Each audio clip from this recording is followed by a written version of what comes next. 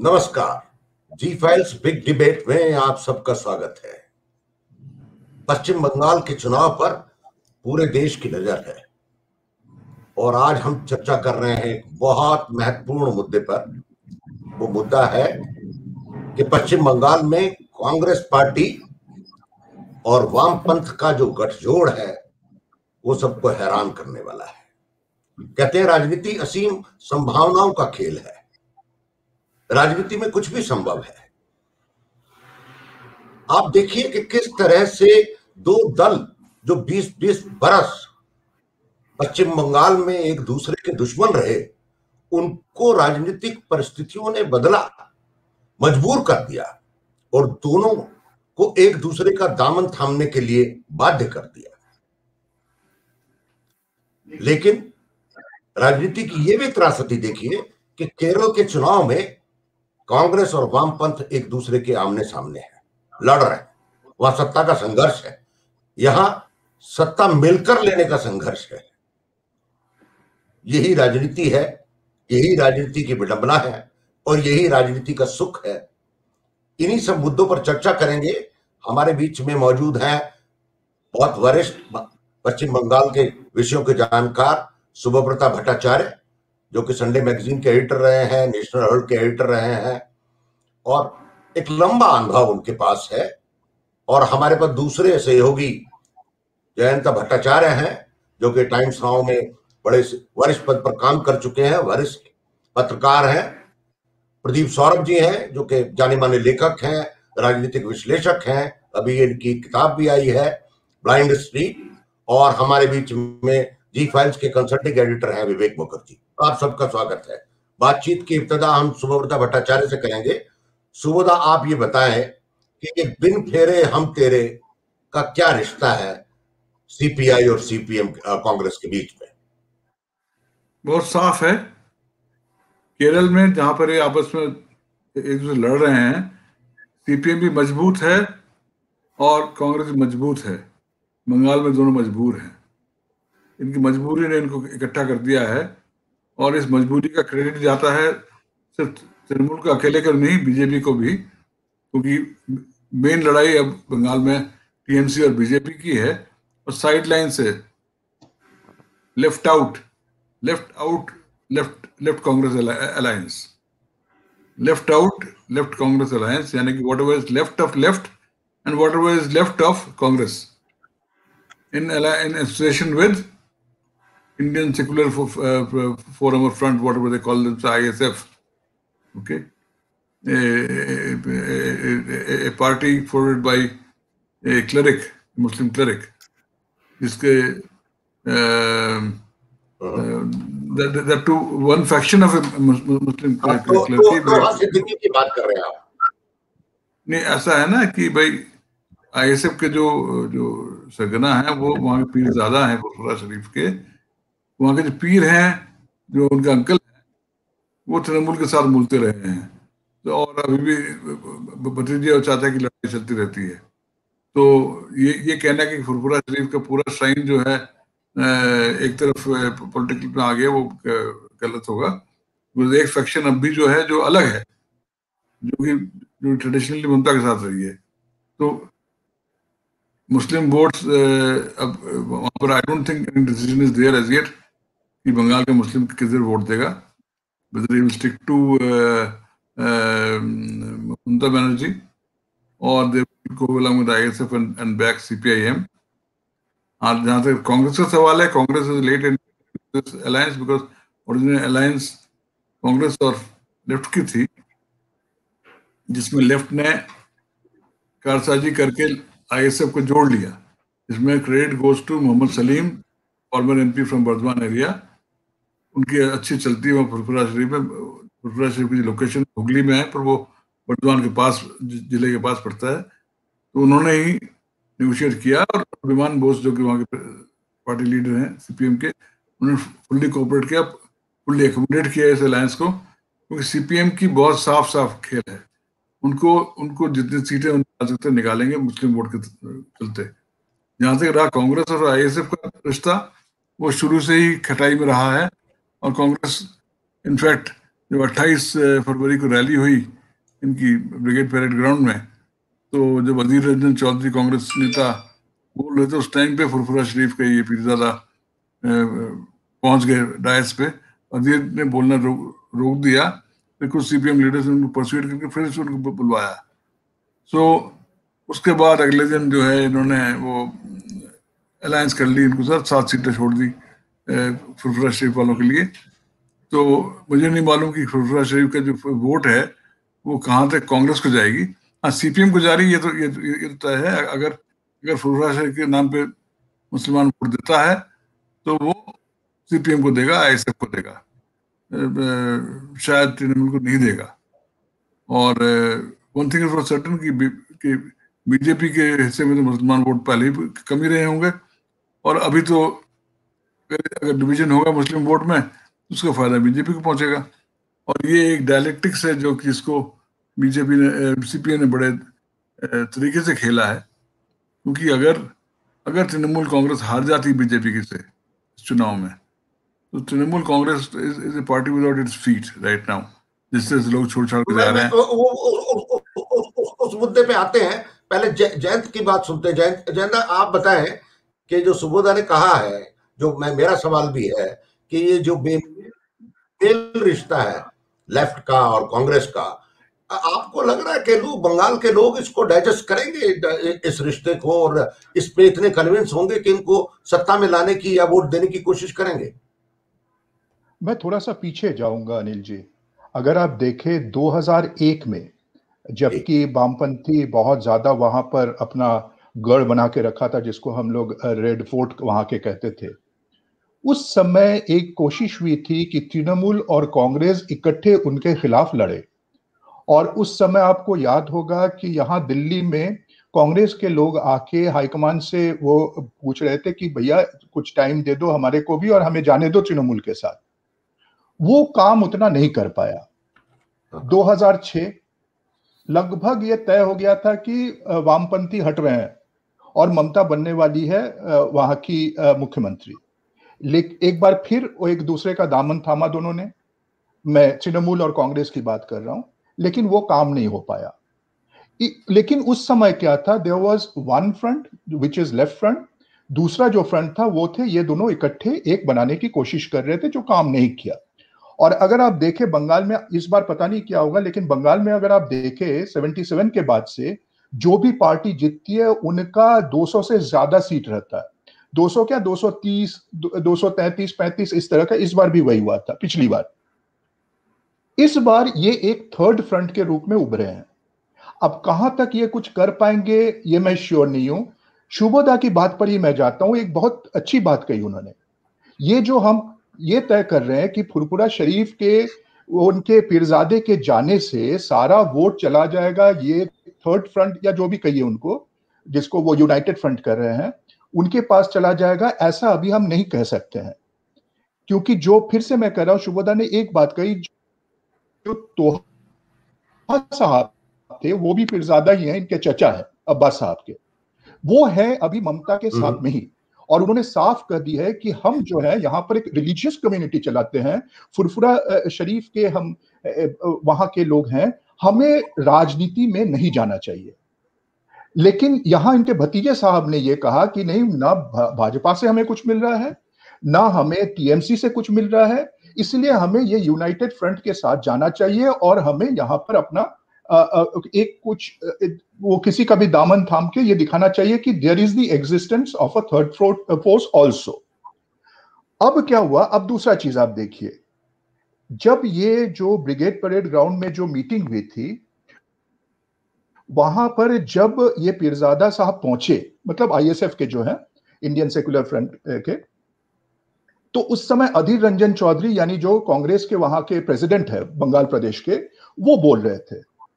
इतनी जोर से उनके लिए स्लोगन, पीरजादे के लिए इतनी जोर से लोग स्लोगन देने लगे कि अधीर बाबू बीच में चुप हो गए और उन्होंने इशारा किया उनके अब्बास साहब की तरफ कि आइए आप ही अपना जो बोलना है बोलिए। तो अब्बास साहब ने कहा नहीं, आप खत्म कर लो, उसके बाद में आऊंगा।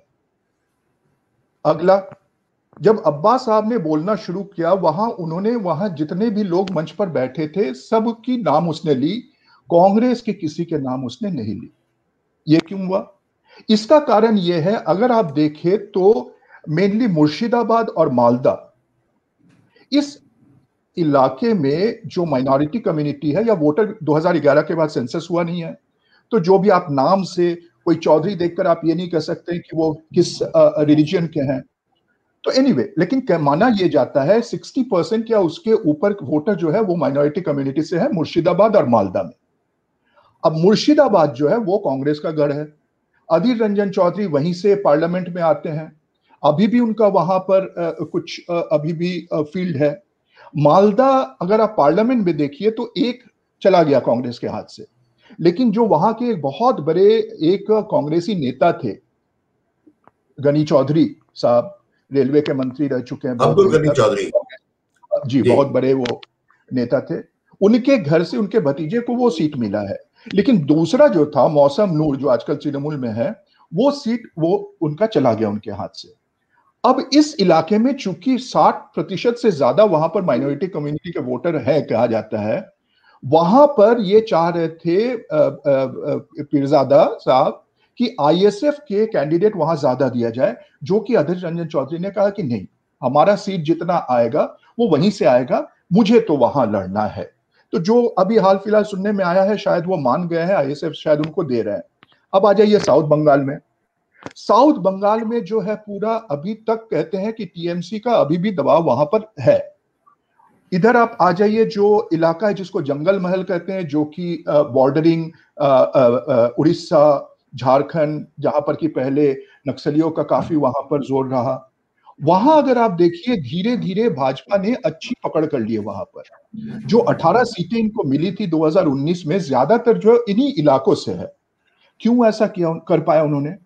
क्योंकि यहां पर ट्राइबल, एससी, एसटी काफी वहां बसे हुए हैं, और जो भी कार्डर बेस्ड पार्टी होता है, जैसे कि पहले लेफ्ट फ्रंट होते थे, वहां काफी काम किया उन्होंने, और उनका जो है सपोर्ट और वोट उनको मिलता था। लेकिन वहां पर ये वामपंथी, मतलब जिसको लेफ्ट विंग एक्सट्रीमिस्ट जिसको कहते हैं, उसके कारण भी, और थोड़ा सा सरकार की गलती थी, वहां पर कोई काम ठीक से हो नहीं पाया, डेवलपमेंट वर्क वहां नहीं हुआ, तो कुछ नाराज भी चल रहे थे। आरएसएस ने आज नहीं बल्कि करीब 20 साल पहले वहां काम शुरू की। धीरे धीरे धीरे धीरे वहां पर स्कूल बनाया, वहां पर ट्राइबल्स को, जो बंगाल में कहते हैं उसको शाखा आते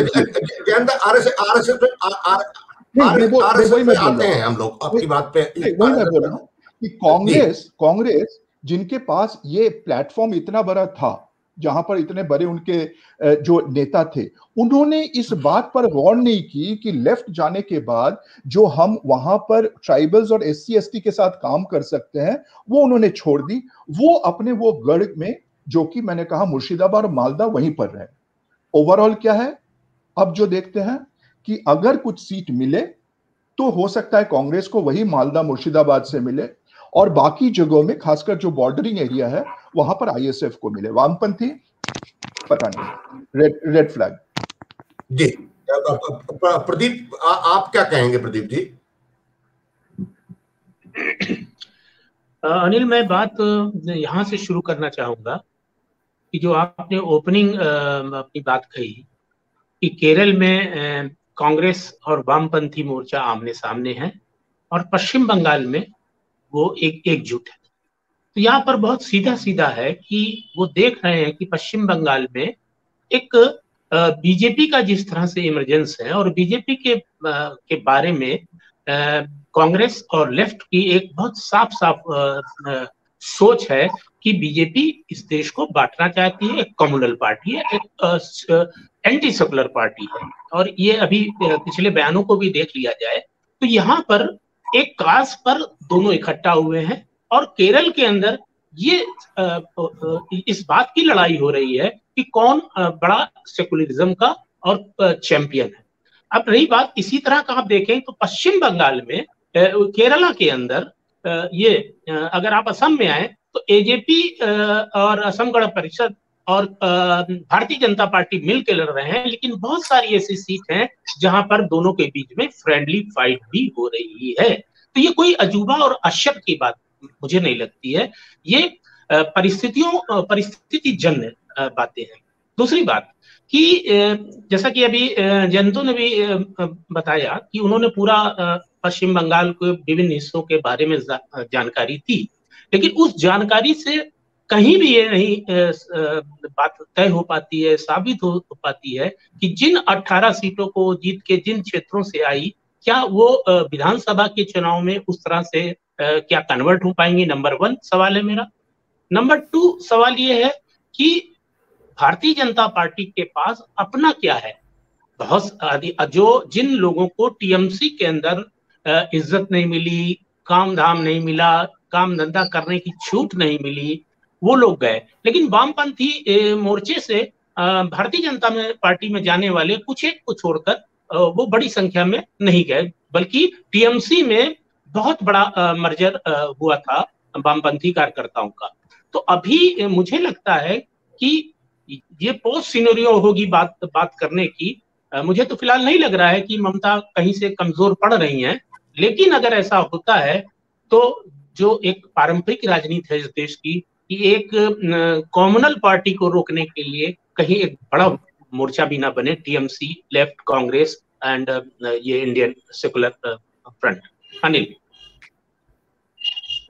वो चुनाव के बाद की बात है प्रदीप, कि चुनाव के बाद क्या होगा। ये तो चुनाव के बाद की बात के दृश्य की बात कर रहे हो आप, ये चुनाव जीतने के बाद क्या होगा। एनीवे विवेक, आप तीनों को लोगों को सुना, आपको क्या लगता है कि ये जो गठबंधन है, क्या ये गठबंधन कोई फोर्स बन करके उभरेगा? ये क्या बीजेपी को रोकने में सक्षम होगा? और क्या ये ममता को दोबारा से मुख्यमंत्री तीसरी बार बनाने में मददगार साबित होगा? Thank you Anil ji. जैसे शुभब्रत जी ने कहा, I will also say that कि this partnership, this alliance is basically an alliance of two very diminishing parties on the ground. Congress has virtually no organization in West Bengal left. From what it was in 47 till you can say up to 75, from that Congress to today's Congress is it doesn't matter. It has no play in the political equation of Bengal. If you look at the left bloc, the left front as per se, it is still relying on very aging leaders. Where is the new leadership? They have made themselves, after 2011, they have made themselves inconsequential. So this is basically an alliance. What they have entered is basically an alliance for their own existence, rather than swinging any kind of making any difference in the election outcome. Yes, what it can potentially do, like, yes, it can do potentially take away some amount of minority voters, that is the Muslim votes in certain areas, which will obviously, if that happens from TMC, if they take away that minority vote share, even a small percentage, it is directly going to benefit the BJP. So coming back to the original point is that what is this alliance is going to serve? I don't see it has any kind of a impact on the political equation. It's basically a fight between TMC and BJP has emerged as the main challenger, and this alliance will be like a kind of a third party player who will try to snatch whatever bits and pieces that is left.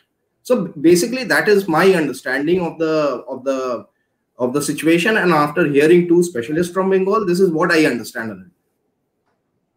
Subodha, thank you विवेक।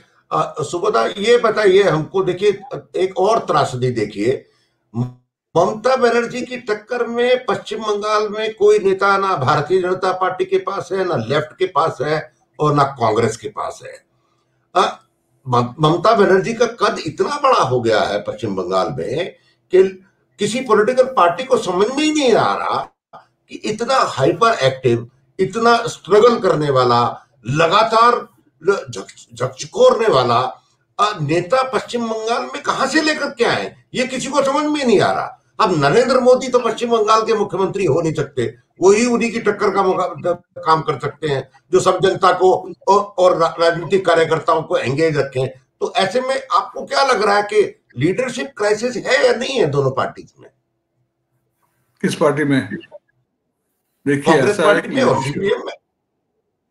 ये तो है, जहां तक आपने जो ममता के बारे में जो कहा, देखिए 1977 में क्या इंदिरा गांधी से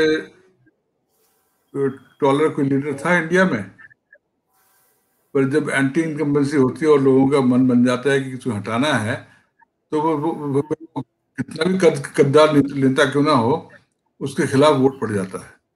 1977 के बाद हमें ये जानना चाहिए कि हाउस ऑफ टॉलिंग में भी अगर आपकी सरकार चल रही है बहुत सालों से और उसके खिलाफ अभियोग है, तो आप हट सकते हैं। ममता बनर्जी की जो सरकार है वो 10 साल से चल रही है और बहुत सारे काम जो उन्होंने करने थे शायद नहीं कर पाई हैं। तो अदरवाइज जिस तरह से एक्सोडस रहा है, एक तो ठीक है, बीजेपी सामदान भेड़ से अपना अस्तित्व बना रही है। लेफ्ट के जाने सवाल लीडरशिप का, लेफ्ट की लीडरशिप तो बरकरार है। विमान बोस बहुत पुराने नेता हैं जो लेफ्टिनेंट कमेटी के चेयरमैन है, वो पहले भी थे।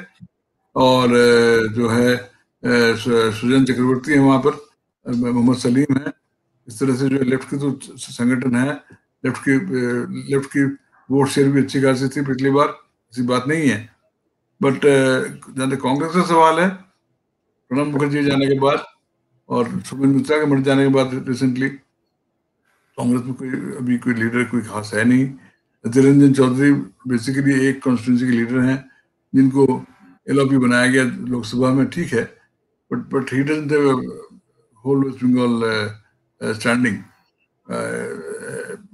और जो है उनको कांग्रेस के अंदर लीडरशिप है, वो है अब्दुल मन्नान जो सीएलपी लीडर है वहाँ के, उनकी चलती है। और उनकी फुलफुला शरीफ के साथ अच्छी इक्वेशन है, उसके चलते ही अभी ये शायद अलायंस हो पाई थोड़ी बहुत।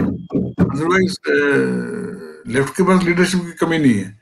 लेफ्ट एक ऐसी पार्टी है जिसके अंदर जैसे आरएसएस है या बीजेपी है, जिसमें व्यक्ति विशेष नहीं, आज तक तो यही माना गया कि ऐसे संगठन है जहाँ पर सामने नेता कट गया तो पीछे से एक नेता उभर के आ जाएगा। कांग्रेस ऐसी पार्टी नहीं है। और तृणमूल का सवाल है, उनके पास तो अगर कल ममता ना हो, खुदा ना खास्ता, कौन नेता होगा किसी को नहीं मालूम।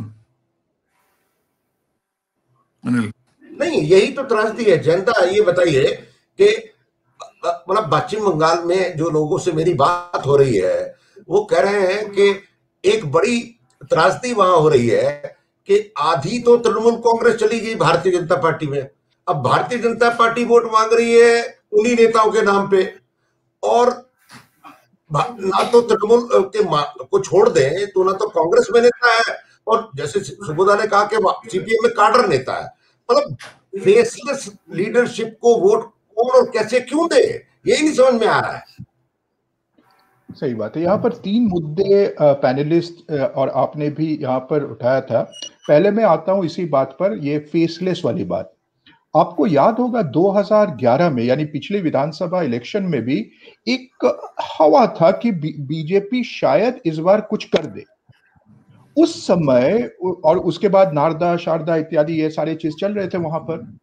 ममता ने एक बात कही थी, उन्होंने कहा था, लोगों से अपील की थी कि ये 2094 सीटों पर आप ये मान के चलो कि मैं लड़ रही हूं, ये टीएमसी के कैंडिडेट है, ये मेरे कैंडिडेट है और मैं लड़ रही हूं, ये सोच के आप वोट डालो। तो ये है उनका करिश्मा वहां बंगाल में, जो कि आप किसी के साथ, चूंकि वो उठ के आई है। मैंने उनको बहुत करीबी से उनका ये जो स्ट्रगल जिसको कहते हैं वो देखा है मैंने, वो खुद अपने पैरों पर खुद ही खड़ी हुई है, पहली बात। दूसरी जो बात है कि ये जो लोग छोड़ के जा रहे हैं, बड़े मजे की बात है, ये कौन लोग है? ये वही नारदा शारदा वाले लोग हैं जो कि वहां जा रहे हैं। हाँ, कुछ लोगों की पकड़ है जमीन पर, कुछ लोगों की पकड़ है बैकरूम में, जैसे मुकुल रॉय बैकरूम ऑपरेटर हैं। वो सारा तय करते हैं कि किस कॉन्स्टिट्यूएंसी में कैसे काम करे, किसको लिया जाए।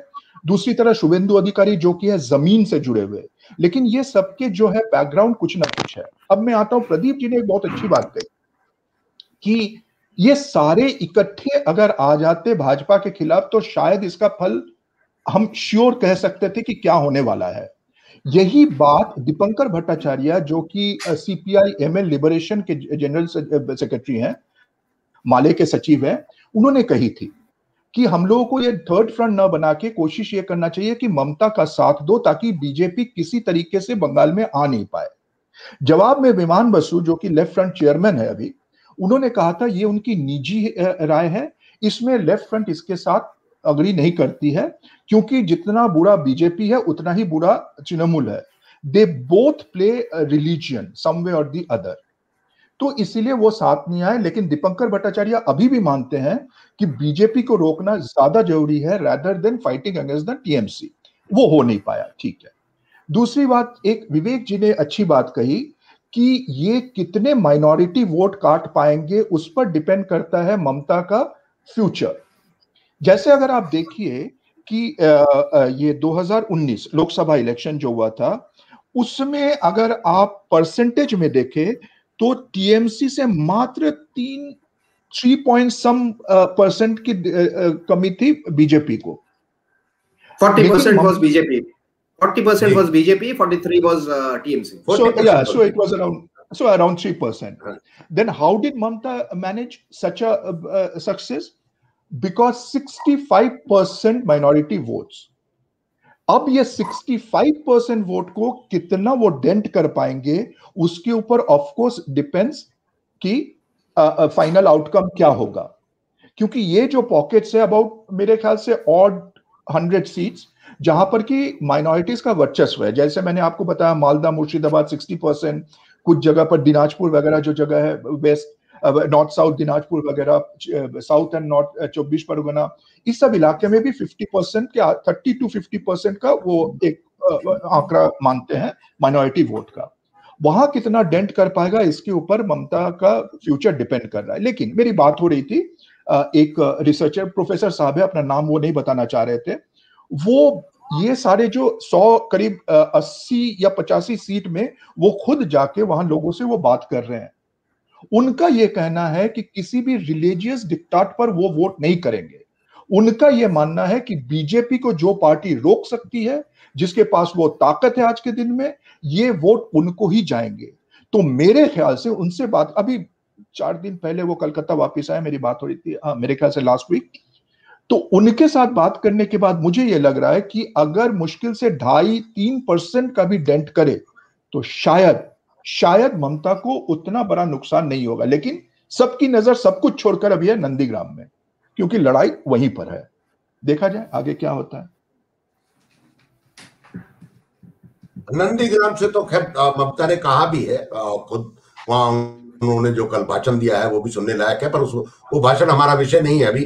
प्रदीप सौरभ, आपको क्या लग रहा है जो जयंत भट्टाचार्य ने कहा कि किस तरह से लेफ्ट के लोगों के एक बड़े ग्रुप की राय यूनिटी हो जाती है और सामूहिक रूप से मुकाबला करते के लिए हो नहीं पाया है, लेकिन अभी भी क्या आप ऐसा देख पाते हैं कि ये जो लेफ्ट की मार है और जो कांग्रेस की मार है वो भारतीय जनता पार्टी को रोक पाएगी? अनिल, मैं 2 बातें कहना चाहता हूं।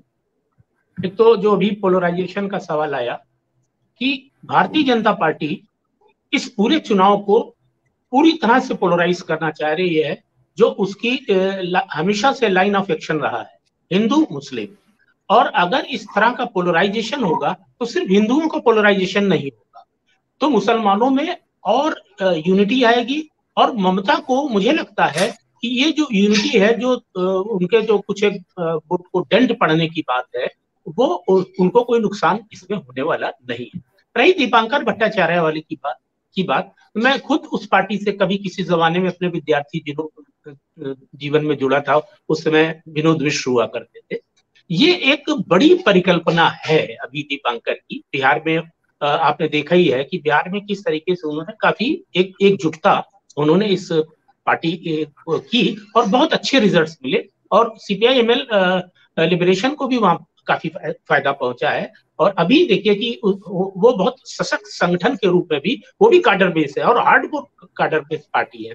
ये मुझे अभी कल्पना लगती है, लेकिन जब अगर ऐसा कुछ होता है, जिसकी फिलहाल मुझे संभावना नहीं दिख रही है, मैं भी बंगाल के लोगों से बात कर रहा हूं कि बीजेपी का जो एग्रेशन है, जो एकदम अटैकिंग वो हमलावर शैली है, वो हमने बहुत चुनाव में देखा है और अतीत में भी देखा है उसकी शैली को। लेकिन ममता अभी उनके इस हमलावर प्रचार के आगे पूरी मजबूती और शिद्दत से खड़ी हैं, क्योंकि वो सड़क से आती है। वो कोई रथ यात्रा नहीं करती, वो पद यात्रा करती है। रथ यात्रा और पद यात्रा का अंतर आप समझ सकते हैं कि रथ में कौन लोग चलते हैं और पद यात्रा कौन लोग करते हैं। तो ये एक बहुत क्लियर कट संदेश है बंगाल के अंदर। जैसे कि जनता ने भी कहा कि उन्होंने कहा कि हर सीट पे टीएमसी का उम्मीदवार नहीं, ममता बनर्जी चुनाव लड़ रही है। तो ममता बंगाल की नब्ज को जानती है। अगर वो हिंदू कार्ड खेलेंगे तो कल नंदीग्राम में भी उन्होंने किस तरीके से कहा कि मैं तो रोज पूजा करती हूँ कि मेरे सामने हिंदू कार्ड नहीं चलेगा।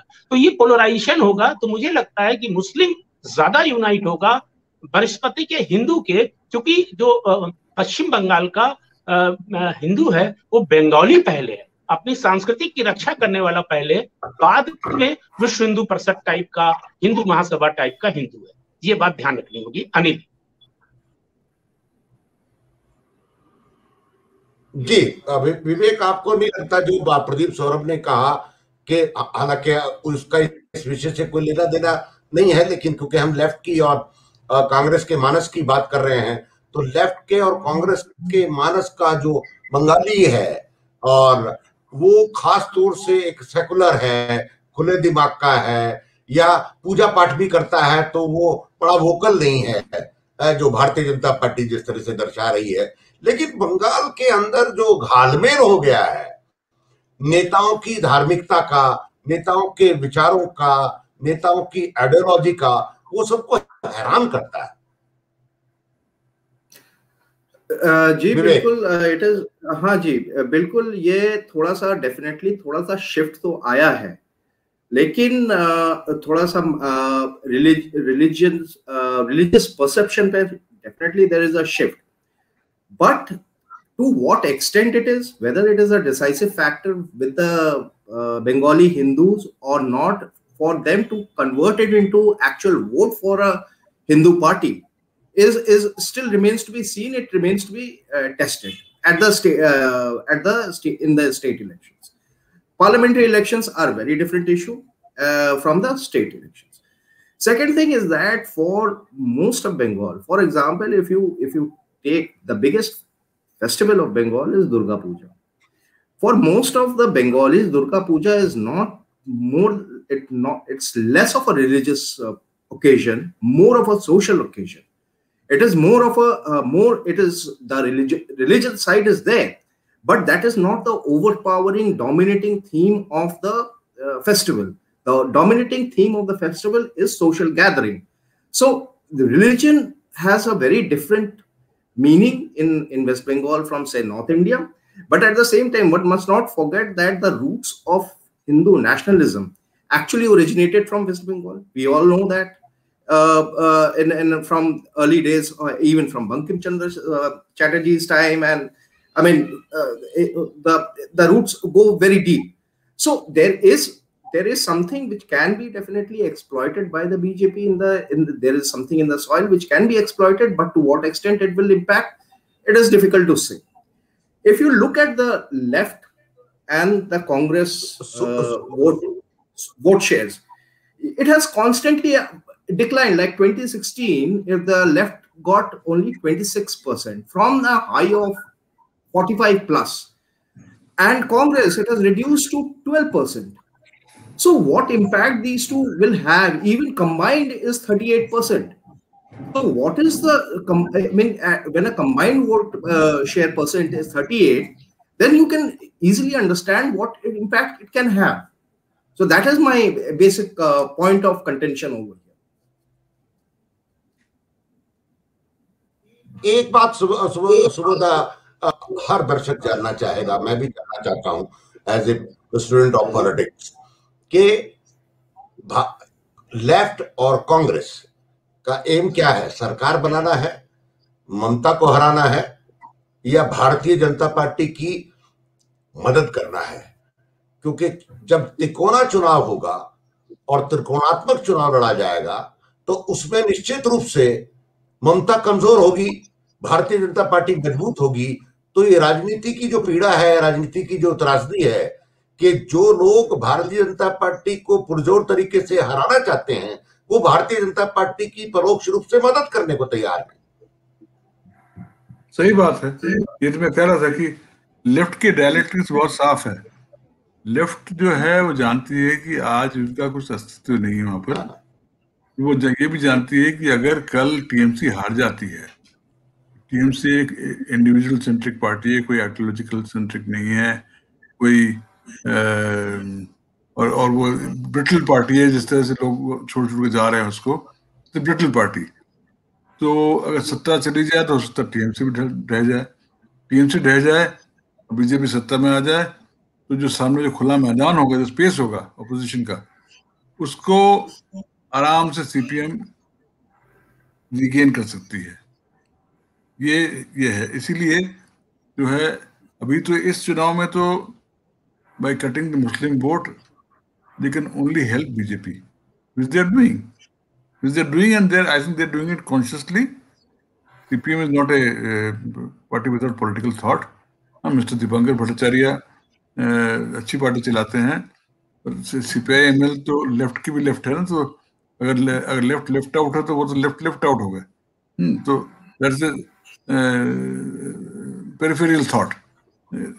No doubt CPI-ML is doing well in Bihar and provinces. Once upon a time it was Indian People's Front, IPF, Bihar में बहुत एक्टिव था, गायब भी हो गया। जो भी है, तो दीपांकर भट्टाचार्य जो कहते हैं अच्छी बात है, वो एब्सोल्युटली करेक्ट। बट ये भी कहना कि बीजेपी को ही हर हालत में रोकना है, तो इसका मतलब कि कांग्रेस जो है हरिद्वार से निकली हुई साफ सुथरी पार्टी है, जिसको लेफ्ट बिल्कुल ही हेट नहीं करती। और फिर तो बेहतर होगा कि लेफ्ट जो है इस गंगा नायामी पार्टी के सामने हथियार डाल दे। आज ही पीसी चाको ने केरला में कांग्रेस छोड़ दिया है। एक वरिष्ठ नेता जो कि पार्टी के स्पोक्स पर्सन रह चुके हैं दिल्ली में, जो कि जिनकी एक चिट्ठी के बजाय जनरल सेक्रेटरी कहते हैं कि शीला दीक्षित बीमार हो गई। शीला दीक्षित चीफ मिनिस्टर थी, उन्होंने ऐसी चिट्ठी लिखी जनरल सेक्रेटरी इंचार्ज के नाते कि दिल्ली की चीफ मिनिस्टर बीमार हो गई थी। अब वो वैसा वरिष्ठ नेता आज केरला में कांग्रेस से अलग हो गया। तो बीजेपी ही हुआ है। हाँ, मैं नहीं मानता। हाँ ठीक है, बीजेपी के अपनी पॉलिटिक्स है। जी, हमारे पास 2 मिनट है। Jayant, will you wrap up? ये जो है ये मुझे याद दिलाती है कि एंटी इंदिराइज्म, एंटी इंदिराइज्म ही जो है इंदिरा गांधी को शक्ति दिलाती थी। एंटी बीजेपी इसे भी कहीं ऐसा ना करे। Very true. अनिल जी, आप जो पूछ रहे थे, मैं शुभोदय से ही शुरू कर रहा हूं। चाको साहब ने एक और बात कही है। उन्होंने कहा है कि केरला में भी बंगाल की तरह बीजेपी को रोकने के लिए कांग्रेस और लेफ्ट इकट्ठे आना चाहिए। तो ये एक थॉट जो अभी शुभोदय बोल रहे थे वो शुरू हो गया कि बीजेपी को रोकने के लिए वो जो एंटी इंदिरा टाइप का एक वेव जो है, एंटी मोदी वेव की तरह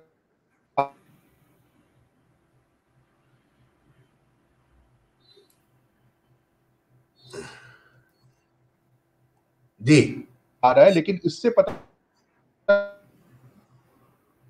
नहीं इनको और फायदा मिल सकता है। जी प्रदीप, अब जल्दी से रैप अप करेंगे आप इसको। आप कुछ कहना चाह रहे थे? नहीं, देखिए, आपने देखा था कि जो इंदिरा विरोधी जब लहर थी तो उसमें तो राइट लेफ्ट सब आ गए। उसमें तो भारतीय जनता पार्टी जो बनी थी वो एक ऐसा भानुमति का पिटारा था, और उन्होंने गरीबी और किसी बड़े सवाल पे नहीं छोड़ा था जनता पार्टी को। जबकि बल्कि लाल कृष्ण आडवाणी की जब यात्रा चल रही थी और आडवाणी को जब गिरफ्तार किया गया था, तब उस समय की जो पार्टी थी वो वहां से अलग हुई थी। तो ये वो समय आएगा, जैसे कि मैंने कहा ना कि पोस्ट इलेक्शन का जो खेल होगा, अगर इन केस, जो मुझे नहीं लगता है कि ममता कहीं से बहुमत में नहीं आ रही हैं। लेकिन अगर ऐसा कुछ होता है तो यही लोग मिलकर भारतीय जनता पार्टी को रोकने के नाम पर, नरेंद्र मोदी को रोकने के नाम पर एकजुट हो जाएंगे। तब शायद जो दीपांकर भट्टाचार्य है उसकी बड़ी भूमिका इस पूरे एका के लिए शायद। चलिए, बहुत बहुत धन्यवाद। देखते हैं कि चुनाव के बाद किस तरह राजनीति की वैमनस्य को और आपसी मतभेद को भुला करके अगर वास्तव में ये भारतीय जनता पार्टी को रोकने के लिए एक होंगे तो वो भी एक राजनीतिक चमत्कार, मैं नहीं कहूंगा राजनीतिक मजबूरी होगी। लेकिन भारतीय जनता पार्टी अब रुकने वाली नहीं है, ये बात सबको समझ लेनी चाहिए। क्योंकि जब सब राजनीतिक दलों में ये होने लगे कि इसको रोको और सब इकट्ठे हो जाओ, तो उस पार्टी का काम, जैसा सुबोधा ने कहा, बहुत आसान हो जाता है। यही काम बंगाल में ममता के साथ भी हो रहा है और देश में बीजेपी के साथ भी हो रहा है। अगले प्रोग्राम में हम फिर मिलेंगे आपको नए मुद्दे के साथ, नए विचार के साथ और बंगाल के चुनाव के साथ। धन्यवाद, नमस्कार, खुदा हाफिज।